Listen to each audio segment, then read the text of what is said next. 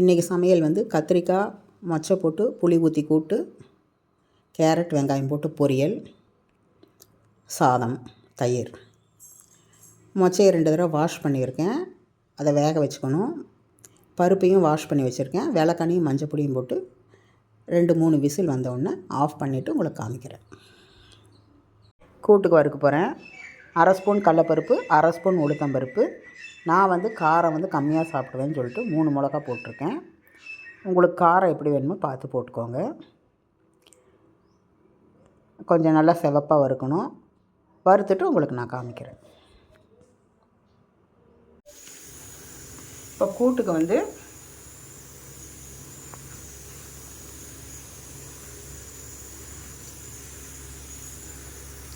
பெருங்காயம்,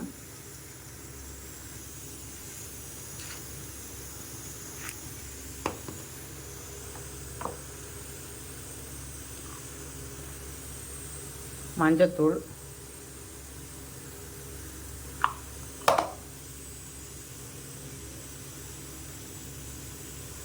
மொச்சை வேக வச்சுருக்கேன். நல்லா அதை அப்படி நெஸ்கினா வரணும், அந்த மாதிரி பதமாக இருக்கணும்.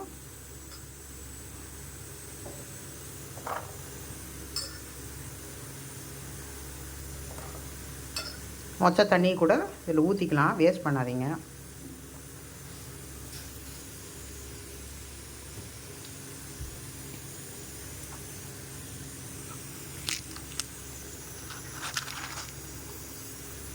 கல்லுப்பு ருசிக்கேற்ப போடுங்க. கம்மியாக போட்டாலும் பரவாயில்ல, ஜாஸ்தி மட்டும் போட்டுறாதீங்க.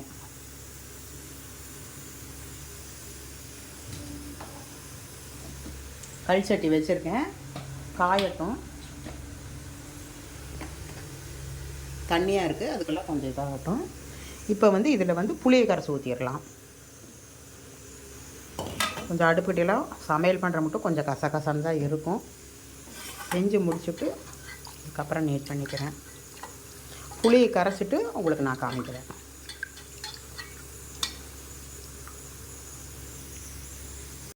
இப்போ சாப்பாடு வைக்க போகிறேன். 2.5 டம்ளர் அரிசி போட்டிருக்கேன். 6.5 டம்ளர் 6.25 டம்ளர் தண்ணி ஊற்றிக்கிறேன். நான் பழைய அரிசியாக இருக்குது. நான் வந்து 3 விசில் விடுறேன். உங்களுக்கு வந்து எப்படி சாப்பாடு எப்படி வைக்கணுமோ உங்கள் குக்கரை பார்த்து நீங்கள் வச்சுக்கோங்க. இன்றைக்கி வந்து கத்திரிக்காய் மொச்சை போட்டு புளி ஊற்றி கூட்டு செய்ய போகிறேன். இந்த கத்திரிக்காய் கட் பண்ணி வச்சுருக்கேன். கேரட் பொரியல், அதுக்கு வந்து சின்ன வெங்காயம் கட் பண்ணி வச்சுருக்கேன். கேரட் கட் பண்ணி வச்சுருக்கேன். கூட்டுக்கு வந்து கடலப்பருப்பு, உளுத்தம்பருப்பு, நான் 3 வரமிளகா போட்டிருக்கேன். தக்காளி பழம் வந்து புளிப்பாக இருந்ததுன்னா, சின்ன பழமாக இருந்ததுன்னா 1 பழம் போடுங்க. பெருசாக இருந்ததுன்னா ஒரு 1/2 பழம் போடுங்க. தேங்காயும் போட்டு இதை அரைக்க போகிறேன். ரொம்ப நைஸாக கிடையாது, கொஞ்சம் ஓரளவுக்கு தருதருன்னு அரைச்சா தான் டேஸ்ட்டு கொடுக்கும். நைஸாக அரைச்சேன்னா முழுன்னு இருக்கும். நான் உங்களுக்கு அரைச்சிட்டு உங்களுக்கு காமிக்கிறேன், தாளிக்கிறப்ப காமிக்கிறேன். எண்ணெய் காஞ்சிருச்சு பாருங்க, எண்ணெய் காஞ்சிருச்சு.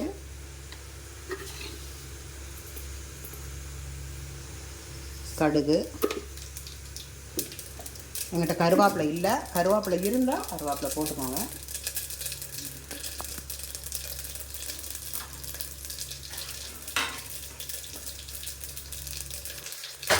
நல்லா பொரிஞ்சதுக்கப்புறமா நல்லா பொரியணும், இல்லைன்னா வந்து பச்சை ஸ்மெல் அடிக்கும் கடுகு. நல்லா பொரிஞ்சிருச்சு. இதில் வந்து கத்திரிக்காயில் வந்து மஞ்சள் பொடி, உப்பு, பெருங்காயம் போட்டிருக்கேன். புளி ஊற்றி கரைச்சி வச்சுருக்கேன். புளி ஊற்றி கரைச்சா வேகுமான்னு கேட்குறேன், கண்டிப்பாக வேகும். இதுலேயே மொச்சை வெந்த மொச்சையும் போட்டிருக்கேன். இதில் போட்டுறேன்.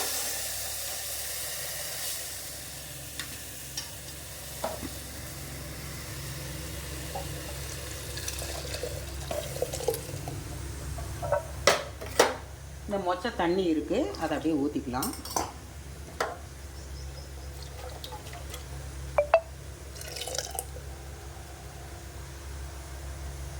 அது நல்லா கொதிக்கட்டும். கொதிச்சதுக்கப்புறமா இதில் வந்து அரைச்ச விழுது, கூட்டுக்கு வறுத்து அரைச்சிருக்கேன்ல, வறுத்து அரைச்ச விழுது, அப்புறம் இந்த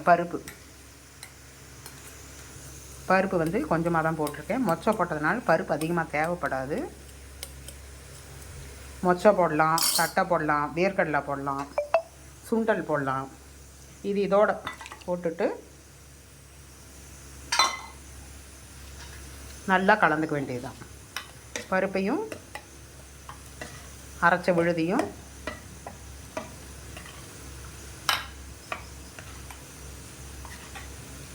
நல்லா பருப்பு இதுவுமா நல்லா மிக்ஸ் ஆகணும். இல்லைன்னா வந்து அது அந்த தனித்தனியாக நிற்கும். நல்லா அந்த அரைச்ச விழுதியும் பருப்பையும் நல்லா கலந்துக்கோங்க. இது கத்திரிக்காய் வந்து நல்லா வேகணும். மொச்சை வெந்திருக்கு. ஏன் இப்படியே புளி ஊற்றுறேன்னா இதில் வந்து கத்திரிக்காயில் வந்து உப்பு காரம்லாம் பிடிக்கணும். அதனால் புளி ஊற்றினா புளிப்பும் ஏறும். புளிப்பு வந்து அப்புறமா ஏறணுன்னா அது ஏறாது. கத்திரிக்காய் வேகிறப்பே நம்ம புளி ஊற்றினா கண்டிப்பாக வேகும். நீங்கள் டேஸ்ட் பண்ணி பாருங்கள். கண்டிப்பாக நல்லா வேகும். கத்திரிக்காயிலையும் புளி இறங்கும். அப்போ தான் டேஸ்ட்டு கொடுக்கும். நீங்கள் கடைசியில் புளி ஊற்றினீங்களா அதில் டேஸ்ட்டு வராது. கத்திரிக்காய் வந்து ஒரு மாதிரி கடுக்கடுக்குன்னு ஒரு மாதிரியாக காரம் அடித்த மாதிரி இருக்கும். டேஸ்ட் பண்ணி பாருங்கள்.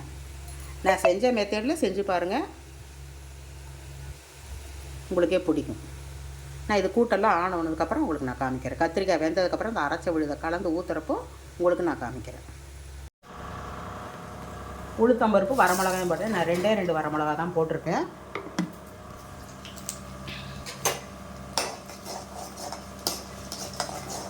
இது கொஞ்சம் நல்லா சிவப்பாக வறுக்கணும்.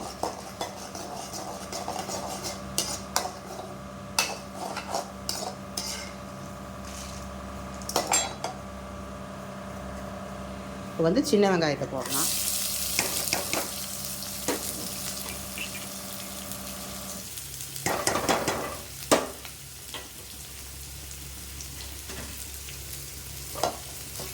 போட்டு நல்லா வதக்கணும்.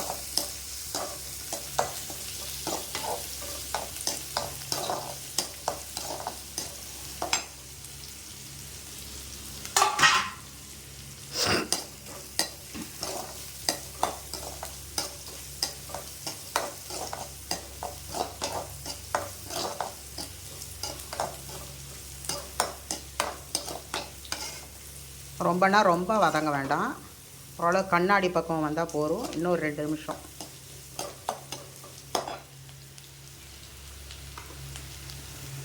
உப்பு போட்டால் சீக்கிரம் வதங்கிடும். சும்மா துளியோண்டு போடுறேன்.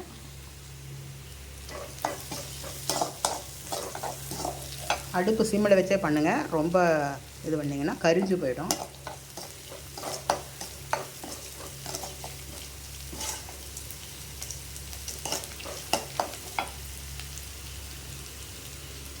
இப்போ வந்து கேரட் போட்டுக்கலாம். வதங்கிடுச்சு. இந்த மாதிரி கண்ணாடி பக்கம் மாதிரி வந்தால் போதும். கேரட்டை நல்லா அலம்பி வச்சுருக்கேன்.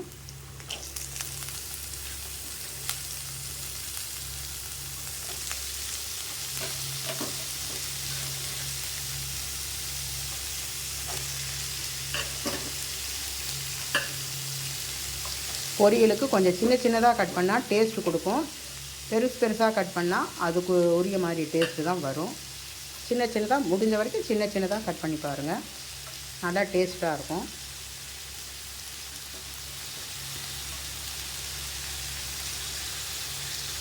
நான் ஃபுல்லாக போட்டுட்டு உங்களுக்கு காமிக்கிறேன். வந்து உப்பு போடுறேன். உங்களுக்கு டேஸ்ட்டுக்கு ஏற்ற மாதிரி போடுங்க. ஏற்கனவே துளியோண்டு உப்பு போட்டிருக்கேன்.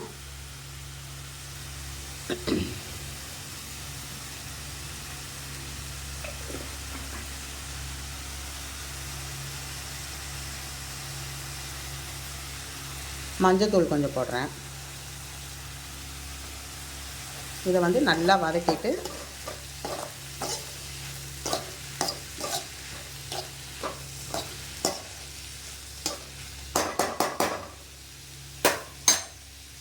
மூடி வச்சிங்கன்னா கொஞ்சம் சீக்கிரம் வெந்துடும்.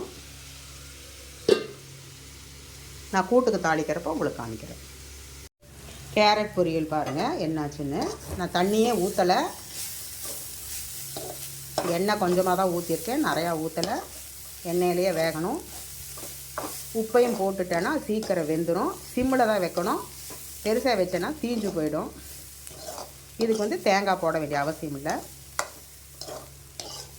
தேங்காய் போட்டேன்னா டேஸ்ட் மாறிடும். கேரட் வெந்திருக்கான்னு பார்க்கலாம்.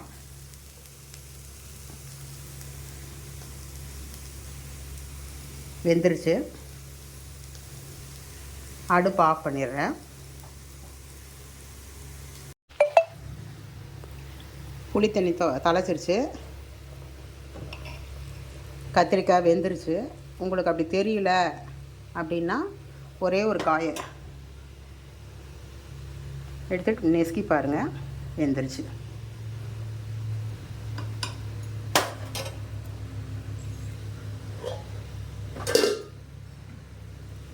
இந்த அரைச்ச விழுதை வந்து இதில் கலந்து விட்டுற வேண்டியதுதான்.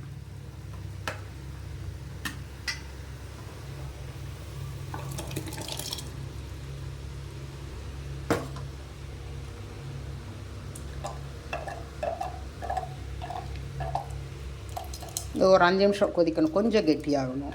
கெட்டியானால் தான் உப்பு காரம் உள்ளே இறங்கும், நல்லாயிருக்கும் டேஸ்ட்டாக. ஒரு 5 நிமிஷம் கொதிக்கட்டும், அப்புறம் பார்க்கலாம். பாருங்கள், அரைச்ச விழுதை இதில் கலந்து விட்டாச்சு. தண்ணியாக இருக்குதுன்னு பார்க்காதீங்க. வேணால் நீங்கள் வந்து கொஞ்சம் அரிசி போட்டோன்னா கொஞ்சம் கெட்டியாகும். நாங்கள் அரிசி போட்டால் எங்கள் வீட்டில் சாப்பிட மாட்டாங்க, அரைச்ச ஊற்றினேன்னா. அதனால் நான் அரிசி போடலை. அரிசி போடாமல் நான் அரைச்சிருக்கேன். உங்களுக்கு அரிசி கொஞ்சம் பச்சரிசி போட்டு அரைக்கணுன்னா கொஞ்சம் கெட்டி கொடுக்கும். நான் கொஞ்சம் கொதிக்க விட்டுருவேன். ஒரு 5 நிமிஷம் போயிடுச்சுன்னா கெட்டி ஆகிடும். அப்புறம் பார்க்கலாம்.